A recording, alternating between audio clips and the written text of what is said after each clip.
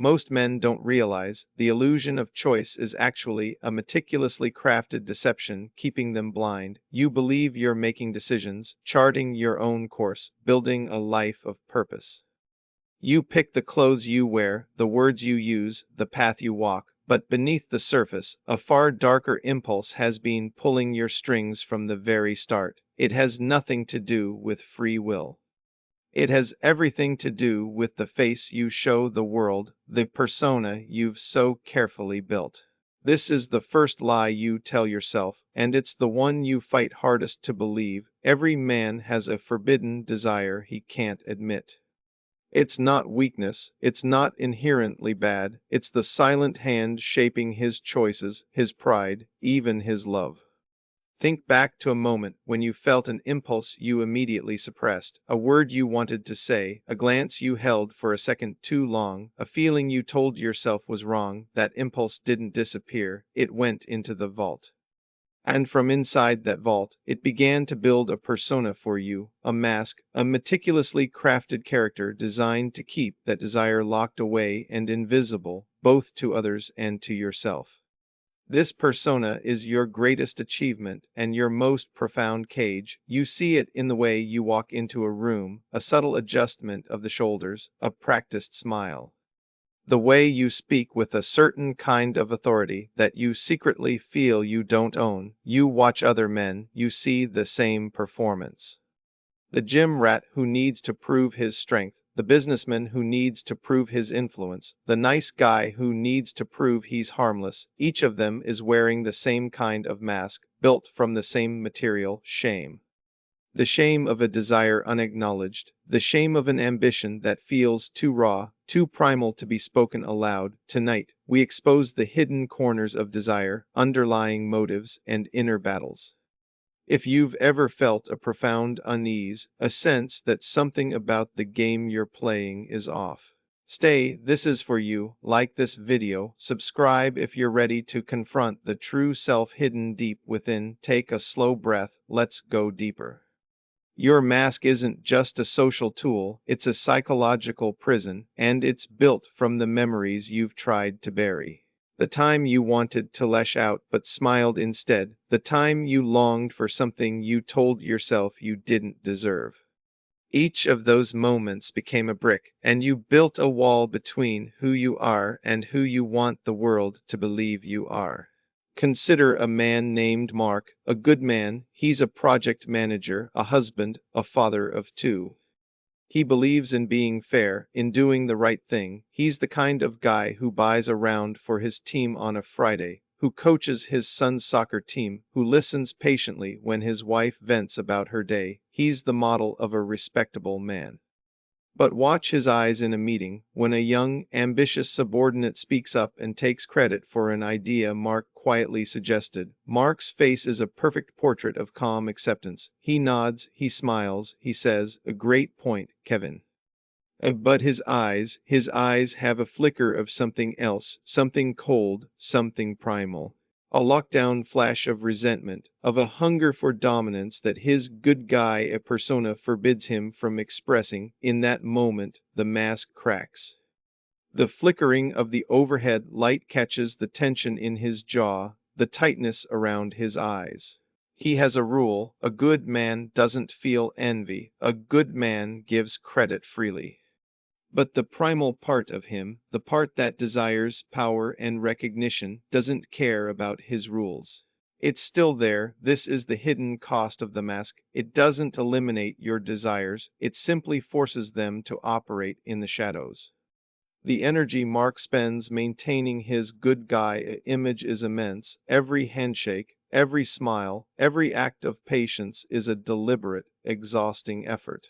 He has to consciously override his own instincts to appear as he believes he should be. The tragedy is, he doesn't even know he's doing it. He thinks that persona is him. He has forgotten the feeling of pure, unedited instinct. The kind that would have made him stand up and say, "Actually, Kevin, that's a direct extension of the idea I brought up yesterday." But that part of him is on lockdown. This isn't about being a bad person. This is about being a human being. The mask is not inherently evil, it's a survival mechanism. It's how you navigated the unspoken rules of childhood, the brutal social games of adolescence, the power structures of the adult world. It was a tool to protect you, but now it's a cage. It keeps you from truly connecting with people because they are connecting with a performance, not you.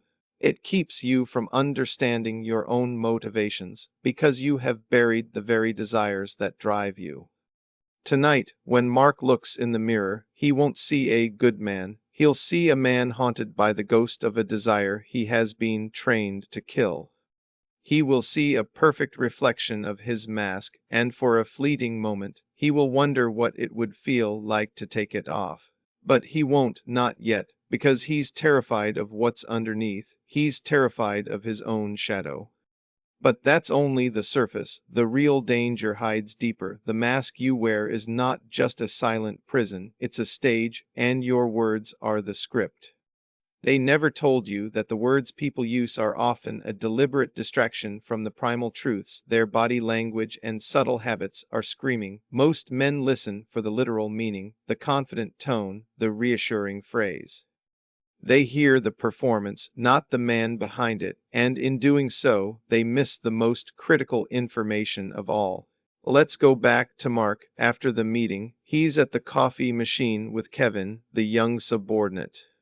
Kevin is talking about his brilliant idea. Mark nods, holding a steaming mug. He says, "You really knocked it out of the park, Kevin.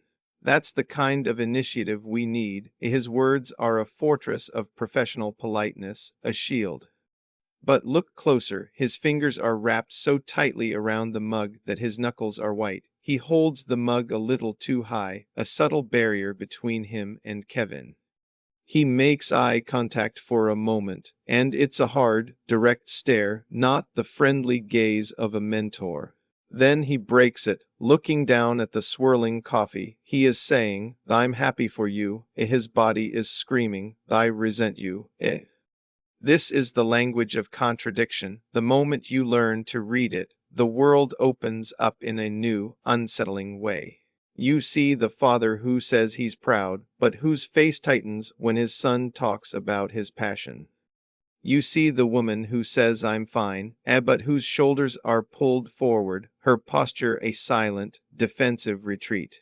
You are no longer listening to the script, you are listening to the director, the shadow self, the part of them that can't lie. Every man thinks he's in control of his words. Until he learns this, you start to see that a man's greatest truths aren't spoken. They are leaked in the small, insignificant details, the way they fidget, the direction their feet are pointed. The micro-expression that flashes across their face and vanishes in a half-second, the desire you fight hardest, is the one that owns you, and the words you speak most often are designed to conceal it. The louder a person has to state something, their loyalty, their happiness, their confidence, the more you should look for the subtle cues that suggest the exact opposite. Because what feels like conversation is often a meticulously crafted illusion, designed to keep you from seeing the real game being played. The real truth is hiding in plain sight, but that's only the beginning. The real trap isn't in what people say, but in the psychological game they draw you into. The real danger is the social dance they force you to join. The real danger isn't in what people say, it's in the psychological trap they lure you into. What feels like social connection is often a psychological echo chamber, as you and others are simply feeding each other the validation needed to avoid facing your own hidden insecurities. Think of it this way: you're at a bar after work. The room is loud, filled with easy laughter. Mark is there, sharing a beer with Kevin and a few other colleagues. The conversation is light. They're joking about a difficult client, all of them in agreement. Mark says, "Honestly, I don't know how we handled that without going insane." His colleagues laugh. One of them says, "Hey, you're the rock, Mark. We couldn't have done it without you." In that moment, a subtle exchange happens. The colleague gives Mark the validation he needs to feel respected and competent. Mark, in turn, will give his colleague validation when the time comes. This isn't a conversation, it's a ritual, a silent trade of ego boosts. Most men don't realize that their pursuit of connection is often a desperate hunt for a reflection. You look at others and you want to see your own qualities mirrored back at you: competence, humor, strength. You tell a story, and you watch their faces for a sign that you're good enough. You give them a compliment, and you wait for them to reciprocate. It's a dance of mutual reinforcement, a quiet, unsettling agreement to not look too closely. You all pretend to be the strong, stable men you wish you were, and you validate each other's performance. This isn't intimacy, it's a collective defense against shame. The desire you fight hardest is the one that owns you. And that desire isn't just for power or lust, it's for the simple reassurance that you're okay, that the mask you've built is convincing. You don't want a friend, you want a mirror that shows you the lie you've worked so hard to create. You think you're building a network, you're actually building a wall of mirrors, and every man in the room is helping you add another piece. The most charming people aren't being themselves, they are performing a meticulously crafted character, and their greatest fear is that you will look behind the curtain, and in that moment, the entire fragile illusion shatters. The most charming people aren't being themselves, they are performing a meticulously crafted character, and their greatest fear is that you will look behind the curtain. You've met this man before. He walks into the room and the energy shifts. He has a perfect smile, an easy laugh, and he remembers everyone's name. He has a way of making you feel like the most important person in the world. Just by the way he listens, you think to yourself, this is what a real leader looks like. This is what confidence feels like. What you're seeing isn't a person, it's a performance. Consider a man like Alex. He's the center of every conversation. He's charismatic, engaging, and every story he tells seems to end with a laugh and a lesson. But watch him, observe the moments when he is not the center of attention. When someone else is telling a story, Alex's smile becomes frozen. It doesn't reach his eyes. His gaze shifts subtly around the room, not listening to the speaker, but assessing the audience. Calculating, he's not enjoying the moment, he's waiting for his next turn. This isn't genuine connection, this is a staged reality. The desire you fight hardest is the one that owns you. For Alex, that desire isn't just for connection, it's for control. His charm is a tool of dominance. He uses his charisma to disarm you, to make you feel comfortable enough to give him what he needs. Your attention, your admiration, your emotional submission. He never truly connects. He simply performs the role of a person who connects. What feels like freedom is actually a silent master. Every story Alex tells is designed to reinforce his narrative, his flawless timing, his perfect jokes. They're all polished bits of a carefully constructed play. And you, the audience, are applauding his performance. You are providing the validation he requires to keep the show going, and in doing so, you are allowing yourself to be manipulated. You are a pawn in a game you don't even know you're playing.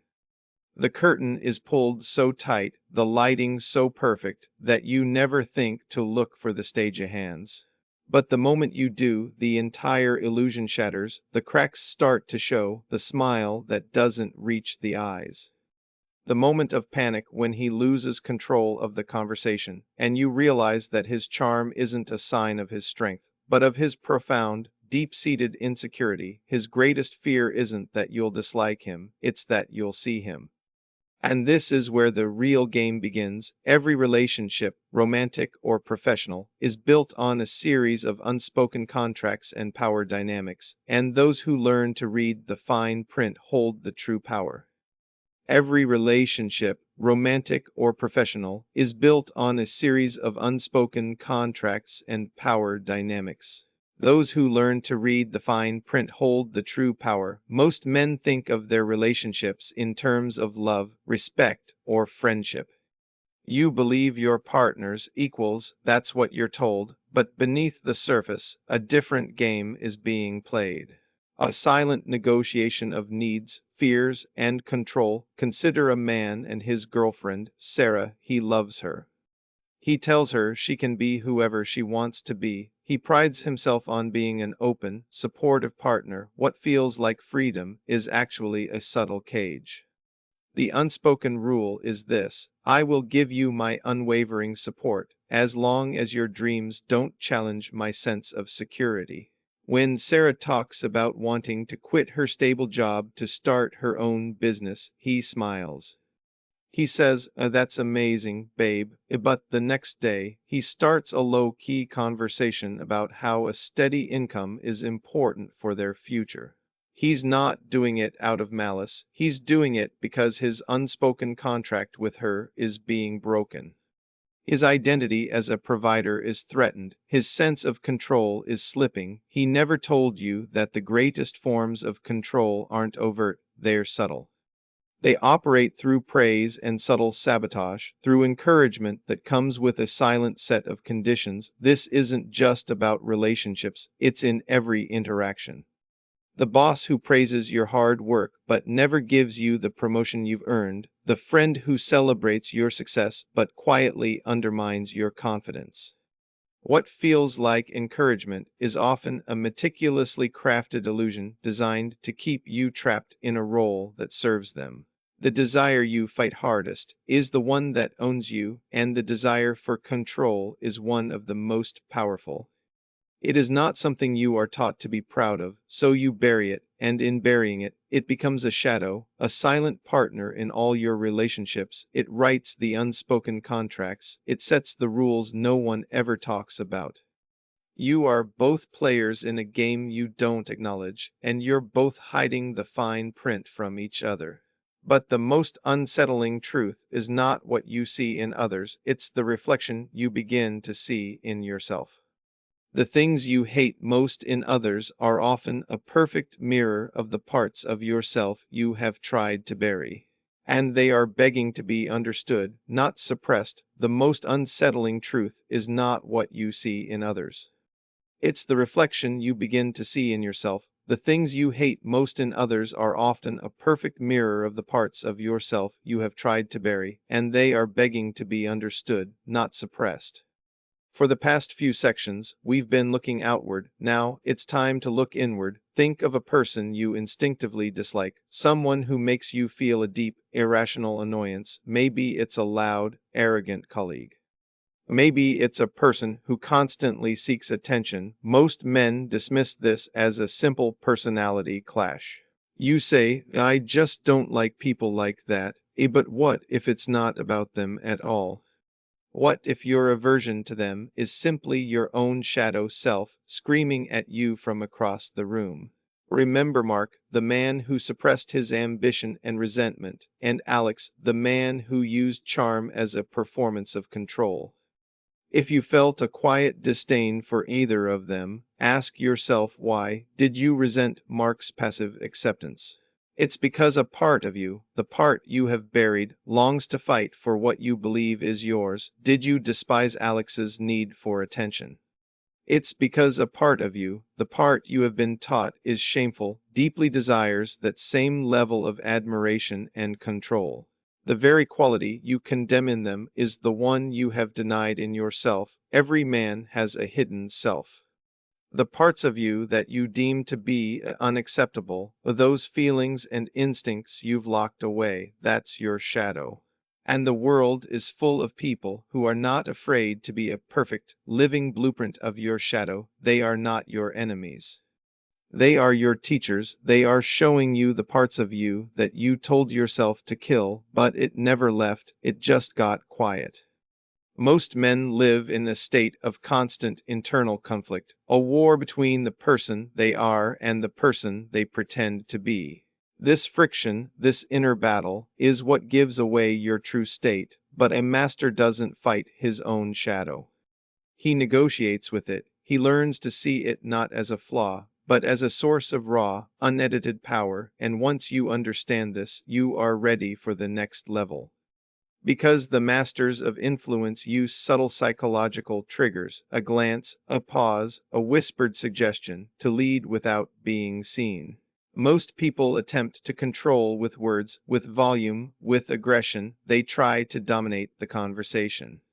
But the masters of influence use subtle psychological triggers, a glance, a pause, a whispered suggestion, to lead without being seen. They don't try to win the battle of words, they win the war for your unconscious mind. Imagine you are in a negotiation. On one side is a loud, blustering man. He talks over everyone, makes grand statements, and uses an aggressive tone to get his way. You know exactly what he wants. He's predictable. He's a hammer. Now, look to the other side of the table, a quiet, unassuming man. He barely speaks, but when he does, his voice is calm, almost hypnotic. He uses pauses. He lets the silence stretch for a few beats longer than is comfortable. He makes eye contact, but it's not a challenge, it's a quiet invitation to trust. What he is doing isn't about being passive, it's about being precise. He is using silence to make you fill the void. He is using his calm to make you feel like the one who is anxious and out of control. Every man thinks he's in control until he learns this. You believe you're making your own decisions, but you're responding to triggers you weren't even aware of. The master of silent influence doesn't sell you on an idea. He plants the idea in your mind and lets you believe you came up with it yourself. He whispers a suggestion and then steps back, allowing your own ego to take over and drive you toward the conclusion he already wanted. It's a profound deception. The desire you fight hardest is the one that owns you. And the desire for validation is a powerful one. A master can exploit this by giving you a moment of genuine, quiet appreciation, a subtle nod, a knowing look that makes you feel seen, and in that moment, your defenses drop. You are no longer negotiating with an opponent. You are negotiating with a person you believe understands you. The key to this power is not to be a performer like Alex, or to be a victim of your own silence like Mark. It's to be a quiet observer. To understand that the real conversation isn't the one you're having with your mouth, but the one you're having with your posture, your eyes, and your pauses. But there are moments when even the masters can't keep their control. Moments when the mask shatters and the truth is revealed without any effort from you at all, and that's where the real key to reading people lies. The key to reading a person's soul isn't to analyze their public-facing persona, but to find the moments where their facade slips and their genuine, unedited self is revealed. The key to reading a person's soul isn't to analyze their public-facing persona, it's to find the moments where their facade slips and their genuine, unedited self is revealed. The mask you wear is not a permanent fixture. It's a performance that requires constant energy, and in moments of stress, fatigue, or genuine emotion, the actor gets tired. The door to their inner world swings open for a split second. You've seen this before, a friend who's a perpetual joker. Always laughing, always deflecting with humor. You believe that is his true nature, but then you catch him in a quiet moment. He thinks he's alone, the smile is gone, his face is blank, and his eyes are still, almost empty. In that moment, you don't see a joker, you see a man haunted by a quiet sadness. The door was unlocked for a moment, you saw the real him, and then, as soon as he realizes you're there, the smile returns, the door slams shut. They never told you that true understanding comes from watching for the failures, not the successes. It's not about listening to the polished story, it's about watching for the hesitation before they tell it. It's not about seeing their public face, it's about seeing the brief moment of exhaustion when the mask becomes too heavy to hold. This is how you read between the lines, this is how you see the truth hidden beneath the performance. Every man thinks he's in control, but you are about to learn that no one is. This isn't about deception. It's about observation, it's about being present enough to see the small, quiet, human moments that people try so hard to hide. The flicker in their eyes when they talk about a past failure, the way their body language subtly shifts when a certain topic is brought up. These are the unlocked doors. They are not a grand revelation, they are a whisper. And once you learn to hear these whispers, the power you gain isn't in manipulation, it's in clarity. You are no longer swayed by a person's performance, their false confidence, or their manufactured charm. You see the human being underneath. You see their fears, their unacknowledged desires, their quiet desperation, and in seeing them, you gain a quiet, detached ability to watch the world as it truly is, free from your own emotional baggage. True power doesn't come from imposing your will, it comes from the quiet, detached ability to watch the world as it truly is, free from your own emotional baggage. We've talked about masks, contradictions, unspoken bargains. We've looked at the stage, the actors, and the moments when the curtain falls. Now, you must learn to simply observe. To see without reacting, to listen without needing to respond. This is the quiet moment of liberation. Imagine you are in a tense family gathering, an argument is brewing, people are raising their voices. You can see their masks slipping. The father, a figure of strength, is revealing his insecurity in the way his hands tremble. The mother, a model of patience, is showing her resentment in the subtle venom of her words. The brother, a beacon of success, is betraying his deep-seated anxiety in his forced laugh. Most people in the room are caught in the drama. They are players in the game, reacting to triggers, defending their masks, but you are not playing anymore. You are simply watching. You see the conflict not as a personal attack, but as a predictable dance of unmet desires and unspoken fears.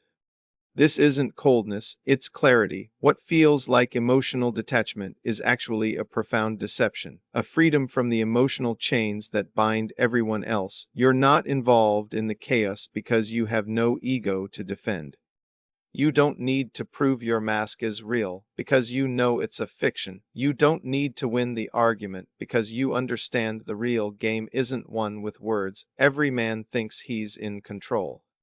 But you are about to learn that true control isn't over others, it's over yourself. It's the ability to feel a trigger, a cutting remark, a personal attack, and simply not respond, to let the moment pass. To watch the other person's mask crumble and their desperation rise, all while you remain still. This is the quiet wisdom. This is the ultimate power. You are no longer a participant. You are a student of human nature. You see the flaws, the fears, and the forbidden desires not as weaknesses to exploit, but as a blueprint, a map. And now you possess a power to see others for who they really are, and a new, unsettling understanding of the dark and primal truths that govern us all. You now see the world with a new, unsettling clarity. A power to see others for who they really are, and a new understanding of the dark and primal truths that govern us all. The world isn't as you were told. It isn't a simple story of good and evil, of right and wrong.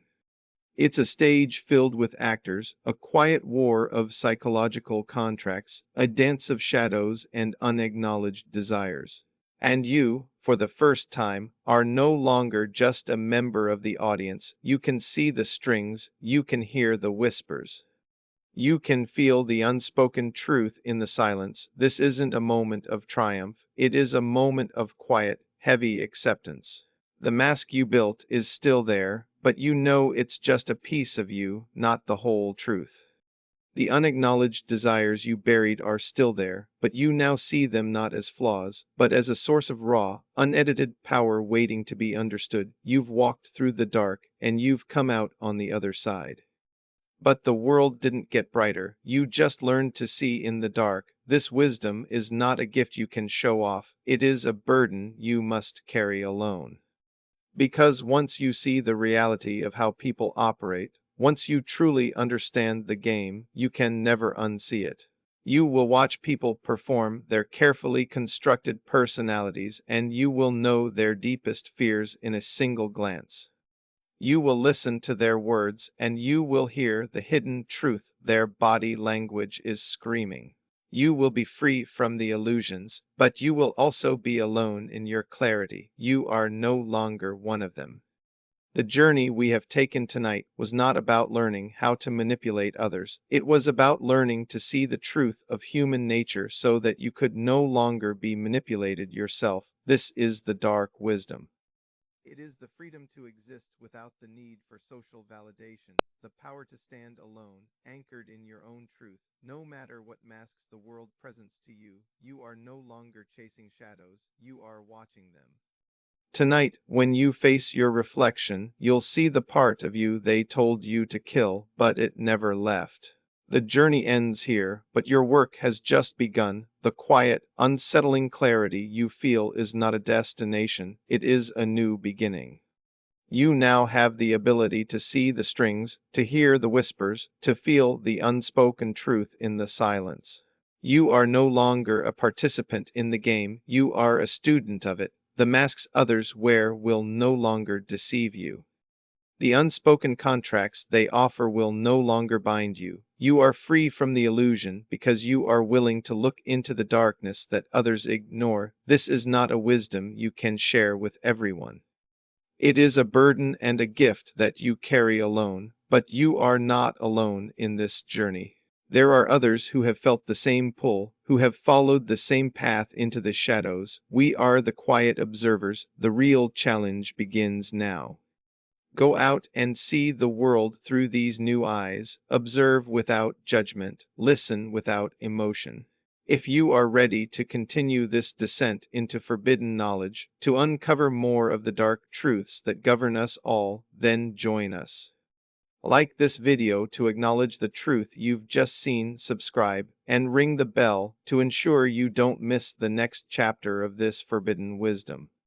Leave a comment below using a single word to describe what you see now that you couldn't see before. What is the single most unsettling truth you've discovered tonight? I'm watching.